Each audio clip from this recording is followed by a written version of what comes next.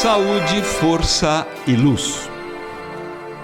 Jango promete fazer as reformas de base, não tem força nem coragem para fazê-las, é um presidente tíbio, é um demagogo, é um fanfarrão, não estava preparado para governar.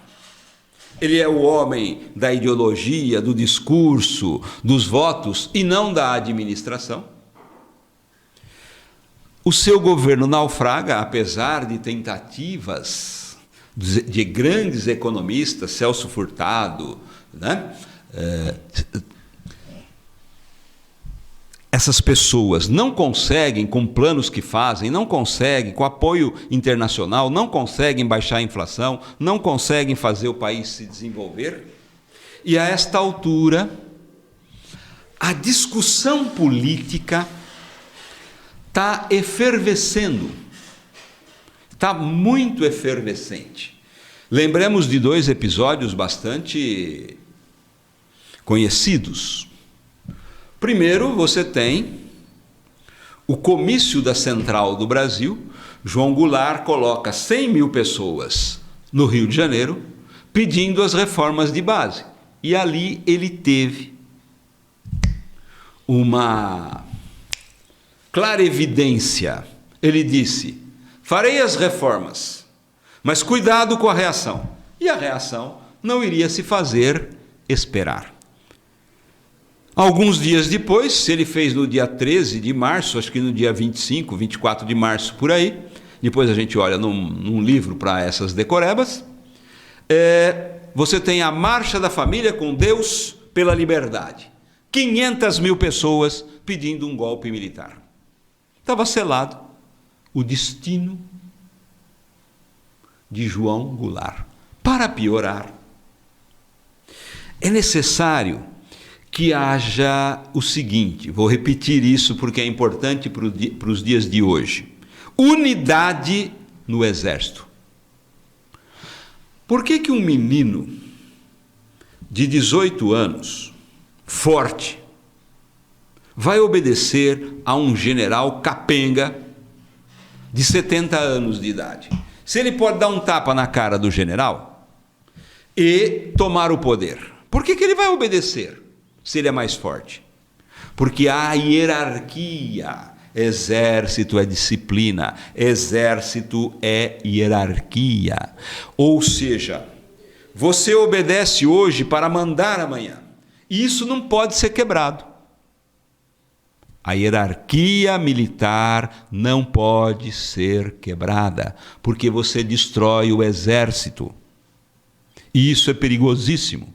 Quando a população descobre isso, Revolução Francesa, Revolução Gloriosa, Revolução Russa, Revolução Cubana, Revolução da Coreia do Norte, é quando o povo percebe: o exército não está unido, há rachas no exército, é possível combater o exército. E é claro que é possível combater qualquer exército. Até o exército dos Estados Unidos não consegue impor uma ordem se um povo não quiser. É por isso que os Estados Unidos jamais vão invadir o Irã, porque eles vão tomar uma surra sem tamanho, sem falar do apoio da China, obviamente, para o Irã.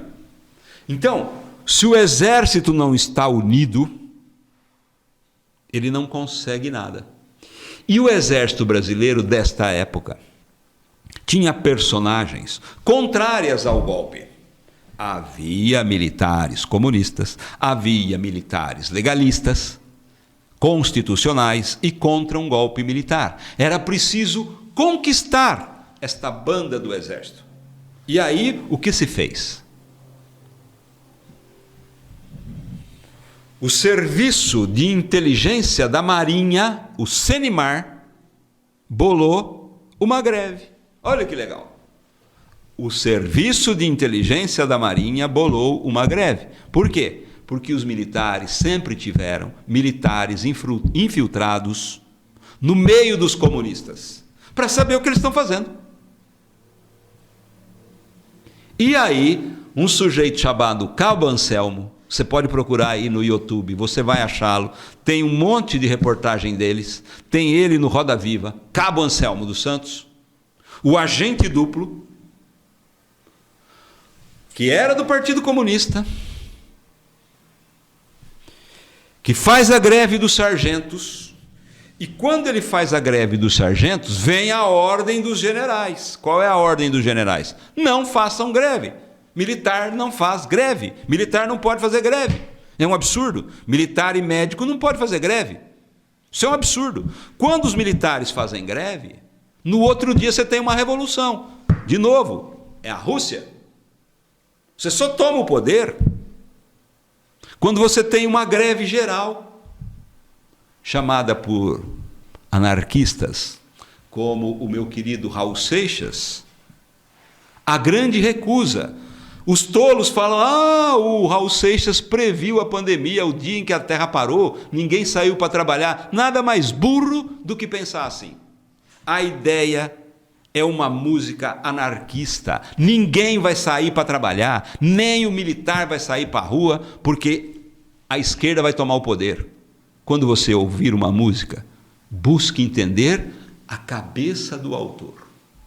Então, se temos uma grande recusa, os militares não saem às ruas, a esquerda toma o poder. Para evitar esse tipo de coisa, os militares fizeram esta falsa greve.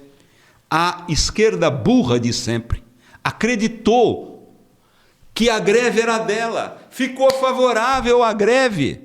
E os militares, sabendo disso, dizem: senhores sargentos, coloquem fim a esta greve que quebra a hierarquia do exército. Insuflados pelo Cabo Anselmo, sem saber que ele é um agente duplo, a esquerda compactuou com a continuidade da greve. E a greve foi vitoriosa. Houve a quebra da hierarquia. A base não obedece à cúpula. E aí os generais conseguiram o que eles queriam. Os generais que eram contra o golpe militar, que eram constitucionalistas, legalistas, apoiaram os militares que queriam dar o golpe de 64. Então, uma fake news permitiu aos senhores militares o famoso golpe de 64. Obrigado.